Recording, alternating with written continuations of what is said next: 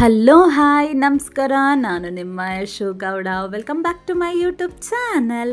ಎಲ್ಲರೂ ಹೇಗಿದ್ದೀರಾ? ಚೆನ್ನಾಗಿದ್ದೀರಾ ಅಂತ ಭಾವಿಸ್ತೀನಿ. ಇವತ್ತು ನಾನು ನಿಮಗೊಂದು ಡೆಲಿಷಿಯಸ್ ಆಗಿರೋ ಸ್ನ್ಯಾಕ್ಸ್ ರೆಸಿಪಿನ ಹೇಳ್ಕೊಡ್ತಿದ್ದೀನಿ. ಅದೇನು ಅಂದರೆ ಬೋಂಡಾ ಸೂಪು. ಸಕ್ಕತ್ತಾಗಿರುತ್ತೆ, ಮಿಸ್ ಮಾಡದೆ ಟ್ರೈ ಮಾಡಿ. ಇದನ್ನು ನಾನು ಫಸ್ಟ್ ಟೈಮ್ ಹೋಟೆಲಲ್ಲಿ ತಿಂದಾಗ 70 to 80 ರುಪೀಸ್, ಅದು ಬರೀ ಎರಡೇ ಬೋಂಡಾ ಕೊಡ್ತಿದ್ರು. ಸೊ ಏನೋ ಒಂಥರ ಚೆನ್ನಾಗಿರ್ತಿತ್ತು. ಇದನ್ನು ನಾನು ಮನೇಲಿ ಒಂದ್ಸತಿ ಟ್ರೈ ಮಾಡಬೇಕಲ್ಲ ಅಂತ ಫಸ್ಟ್ ಟೈಮ್ ನಾನು ಟ್ರೈ ಮಾಡಿದೆ. ತುಂಬ ಡೆಲಿಷಿಯಸ್ ಆಗಿ ಬಂತು ಗೈಸ್, ಟ್ರಸ್ಟ್ ಮೀ. ಸಕ್ಕತ್ತಾಗಿತ್ತು ತಿನ್ನೋದಕ್ಕಂತೂ. ಸೇಮ್ ಹೋಟೆಲ್ ಸ್ಟೈಲಲ್ಲಿ ಬಂದಿತ್ತು. ಸೊ ಇದನ್ನು ನೀವು ಕೂಡ ಮಿಸ್ ಮಾಡದೆ ಮನೇಲಿ ಒಂದು ಸಾರಿ ಆದರೂ ಟ್ರೈ ಮಾಡಿ. ತುಂಬ ಚೆನ್ನಾಗಾಗುತ್ತೆ, ಎಲ್ಲರೂ ಕೂಡ ತುಂಬ ಇಷ್ಟಪಡ್ತಾರೆ. ಇದಕ್ಕೆ ಬೇಕಾಗಿರೋದು ಉದ್ದಿನಕಾಳು. ಇದನ್ನು ಓವರ್ ನೈಟು ನೆನೆಸಿಟ್ಕೊಂಡಿದ್ದೆ. ಸೊ ಇವಾಗ ಸೂಪಿಗೆ ಫಸ್ಟು ರೆಡಿ ಮಾಡ್ಕೊಂಬಿಡೋಣ. ಇದಕ್ಕೆ 1 ಕಪ್ ಬೇಳೆ, ಆಮೇಲೆ ಒಂದು ಸ್ವಲ್ಪ ಬೆಳ್ಳುಳ್ಳಿ, ಆಮೇಲೆ 2 ಟೊಮೆಟೊನ ಕಟ್ ಮಾಡಿ ಇಟ್ಕೊಂಡು, ಅದಾದಮೇಲೆ 2 ಹಸಿಮೆಣ್ಸಿನ್ಕಾಯಿ, ಅದಾದಮೇಲೆ ಪಾಲಕ್ ಸೊಪ್ಪು ಬಂದ್ಬಿಟ್ಟು ಆಪ್ಷನಲ್ಲು, ಇದ್ದರೆ ಹಾಕೊಳ್ಳಿ, ಇಲ್ಲಾಂದರೆ ಬೇಡ. ನಾನು ಇತ್ತು ಅಂತ ಹಾಕ್ಕೊಂಡೆ. ಸೊ ಅದಾದಮೇಲೆ ಕೊತ್ತಂಬರಿ ಸೊಪ್ಪು, ರುಚಿಗೆ ತಕ್ಕಷ್ಟು ಉಪ್ಪು, ಅರಿಶಿನ ಪುಡಿ, ಜೀರಿಗೆ, ಆಮೇಲೆ ಸ್ವಲ್ಪ ಮೆಣಸು, ಇಷ್ಟನ್ನು ಕೂಡ ಹಾಕ್ಕೊಂಡು ಸ್ವಲ್ಪ ನೀರು, 2 ಗ್ಲಾಸಷ್ಟು ನೀರನ್ನ ಹಾಕ್ಕೊಂಡು ಒಂದು 3 ವಿಜಿಲ್ ಹೊಡೆಸ್ಕೊಳ್ಳಿ. ಸೊ ಆ ಗ್ಯಾಪಲ್ಲಿ ಇಲ್ಲಿ ಬೋಂಡದ ಹಿಟ್ಟಿಗೆ ರೆಡಿ ಮಾಡ್ಕೊಂಬಿಡೋಣ. ಸೊ ಉದ್ದಿನ ಬೇಳೆನ ನಾನು ಹೇಳ್ದಂಗೆ ಓವರ್ ನೈಟ್ ಸೋಪ್ ಮಾಡಿ ಇಟ್ಕೊಂಡಿದ್ದೆ. ಸೊ ಅದನ್ನು ಹಾಕ್ಕೊಂಡು, ನೀವು ಬೇಕಾದ್ರೆ ಓವರ್ ನೈಟ್ ಅಂತ ಏನಿಲ್ಲ, ಬೆಳಗ್ಗೆ ಸ್ವಲ್ಪ ಬೇಗ ಇದ್ದರೆ ಒಂದು 2 ಅವರ್ಸ್ ಬೇಕಾದ್ರೂ ಸೋಪ್ ಮಾಡಿ ಇಟ್ಕೊಳ್ಳಿ. ಸೊ ಅದನ್ನು ಒಂದು ಜಾರಿಗೆ ಹಾಕ್ಕೊಂಡು ಒಂದು ಹಸಿಮೆಣ್ಸಿನ್ಕಾಯಿ, ಸ್ವಲ್ಪ ಕೊತ್ತಂಬರಿನ ಹಾಕ್ಕೊಂಡು, ಆಮೇಲೆ ಇದಕ್ಕೆ ಸ್ವಲ್ಪ ಮೆಣಸನ್ನು ಹಾಕ್ಕೊಂಡ್ರೆ ಚೆನ್ನಾಗಿರುತ್ತೆ. ಮೆಣಸನ್ನು ಹಾಕ್ಕೊಳ್ಳಿ. ಸೊ ಅದಾದಮೇಲೆ ಸ್ವಲ್ಪ ನೀರನ್ನ ಹಾಕ್ಕೊಂಡು ವಡೆ ಹಿಟ್ಟಿನ ಅದಕ್ಕೆ ರುಬ್ಕೊಳ್ಳಿ. ನೋಡಿ, ಈ ಹದಕ್ಕೆ ರುಬ್ಕೊಳ್ಳಿ. ಇವಾಗ ಇದಕ್ಕೆ ಸ್ವಲ್ಪ ರುಚಿಗೆ ತಕ್ಕಷ್ಟು ಉಪ್ಪು, ಆಮೇಲೆ 1 ಚಿಟಿಕೆ ಸೋಡಾನ ಹಾಕ್ಕೊಂಡು ಚೆನ್ನಾಗಿ ಮಿಕ್ಸ್ ಮಾಡ್ಕೊಳ್ಳಿ. ಸೊ ಅದಕ್ಕೆ ಇರಲಿ, ಓಕೆನಾ? ಅದಾದಮೇಲೆ ನೀವು ಇದನ್ನು ತೂತೊಡೆ ಥರ, ಲೈಕ್ ಉದ್ದಿನೊಡೆ ಥರ ಮಾಡ್ಕೊತೀರಾ ಅಂದರೆ ಇನ್ನೂ ಸ್ವಲ್ಪ ಗಟ್ಟಿಯಾಗಿ ಕಲಿಸ್ಕೊಳ್ಳಿ.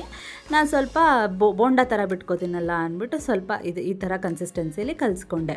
ಸೊ ಅದಾದಮೇಲೆ ಇವಾಗ ಸೂಪು ಕೂಡ ಲೈಕ್ 3 ವಿಜಿಲ್ ಆಯಿತು. ಸೊ ಅದನ್ನು ಚೆನ್ನಾಗಿ ಸೌಟಲ್ಲೇ ಸ್ಮ್ಯಾಚ್ ಮಾಡ್ಕೋತಿದ್ದೀನಿ.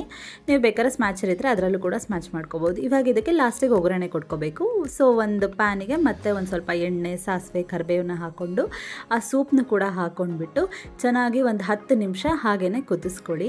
ಆಮೇಲೆ ಸೂಪು ಸ್ವಲ್ಪ ಜಾಸ್ತಿ ನೀರಂಗೂ ಇರಬಾರ್ದು, ಜಾಸ್ತಿ ಗಟ್ಟಿನೂ ಇರಬಾರ್ದು, ಮೀಡಿಯಮ್ ಆಗಿದ್ದರೆ ಚೆನ್ನಾಗಿರುತ್ತೆ, ಓಕೆನಾ?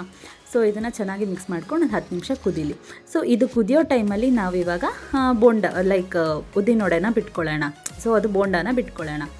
ಸೊ ಅದಕ್ಕೆ ಇವಾಗ ಎಣ್ಣೆಗೆ ಮಾಮೂಲಿ ಒಂದೊಂದೇ ರೌಂಡ್ ಶೇಪಲ್ಲಿ ಬಿಟ್ಕೊತಿದ್ದೀನಿ. ನೀವು ಸ್ವಲ್ಪ ದೊಡ್ಡದಾಗಬೇಕಾದ್ರೂ ಬಿಟ್ಕೋಬೋದು. ನಾನಿಲ್ಲಿ ಮೀಡಿಯಮ್ ರೌಂಡ್ ಶೇಪಲ್ಲಿ ಬಿಟ್ಕೊತಿದ್ದೀನಿ.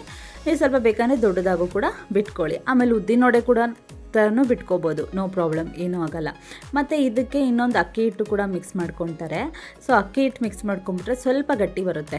ಸೊ ಅಕ್ಕಿ ಹಿಟ್ಟು ಬೇಡ. ಸೊ ನಾನು ಹೇಳ್ದಂಗೆ ಇಷ್ಟೇ ತಗೊಳ್ಳಿ, ಚೆನ್ನಾಗಿರುತ್ತೆ ತಿನ್ನೋದಕ್ಕೆ.